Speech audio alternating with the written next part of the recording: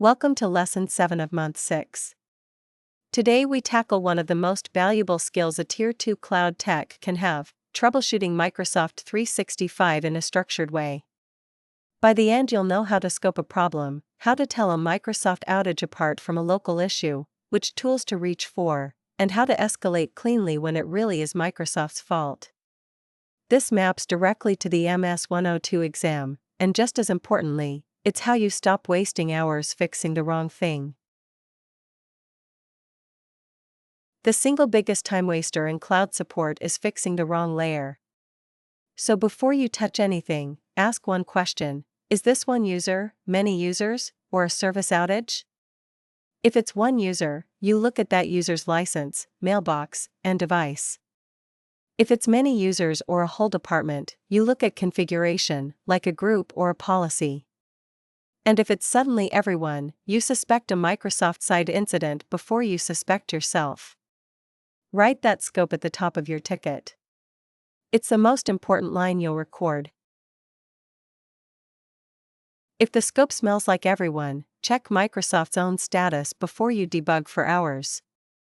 In the Microsoft 365 Admin Center, go to Health, then Service Health. This lists incidents Microsoft has already acknowledged, the affected services, and an estimated time to resolution. If your symptom matches an active incident, your job changes completely. You stop trying to fix it and you start communicating. Post a status update, quote the incident ID, and wait for Microsoft. That's not giving up, that's the correct response. It's easy to confuse two things, so let's be clear. Service Health is about live incidents happening right now. The Message Center is different. It announces upcoming changes, new features, retiring features, and actions you must take. Here's why that matters. A change that Microsoft announced in the Message Center last week is very often the explanation for something that, quote, stopped working today.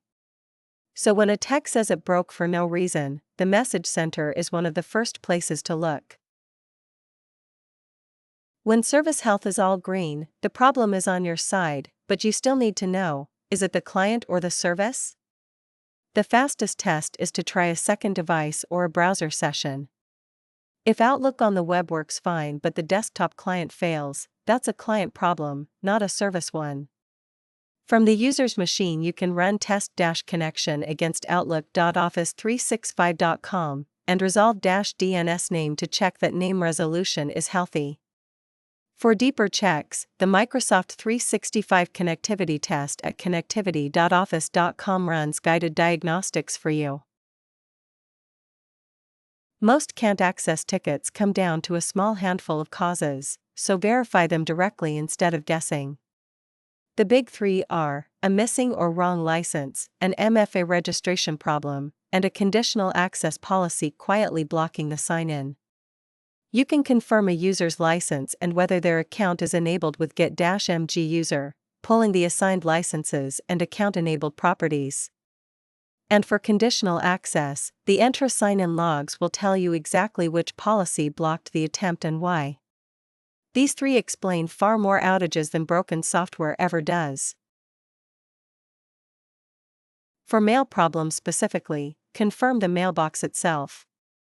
Get-mailbox shows you whether the mailbox exists, what type it is, a user mailbox versus a shared one for example, and whether something like a litigation hold is changing its behavior. A surprising number of mail tickets turn out to be a mailbox that was never the type the user assumed, or a configuration left behind by an old policy. Connecting to Exchange Online PowerShell and running this one line answers the question in seconds. For client-side problems with Outlook, Office Activation, or Microsoft 365 Sign-In, reach for the Support and Recovery Assistant, often just called SARA. You download and run it on the user's device, and it runs guided automated diagnostics. A lot of the time it simply fixes the problem on the spot. And when it can't, it collects the right logs for you to attach to a support case, which saves a frustrating round trip with Microsoft asking you to gather exactly those logs. It's one of the highest value tools in your kit. If you've confirmed it's genuinely a service issue and there's no published incident, open a support request from Help and Support in the Admin Center. The quality of your request decides how fast it gets solved.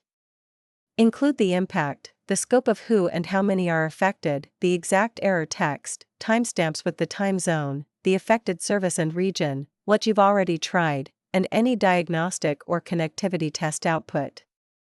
A well-scoped request gets triaged immediately. A vague one just bounces back asking for all of that, costing you a day. Let's recap. Always scope first: one user, many users, or a service outage.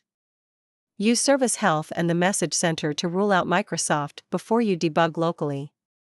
When it's on your side, test client versus service, then check the big three: license, MFA, and conditional access. Use SARA for Office and Outlook problems on the device, and when you escalate, give Microsoft the full picture. Your task before the next lesson: take a real or sample ticket and write out its complete troubleshooting trail. State the scope, record the service health result, note client versus service, list the 3 root cause checks you ran, and draft the support request summary you'd send Microsoft. Nail this and you'll troubleshoot like a Tier 2 should. See you next lesson.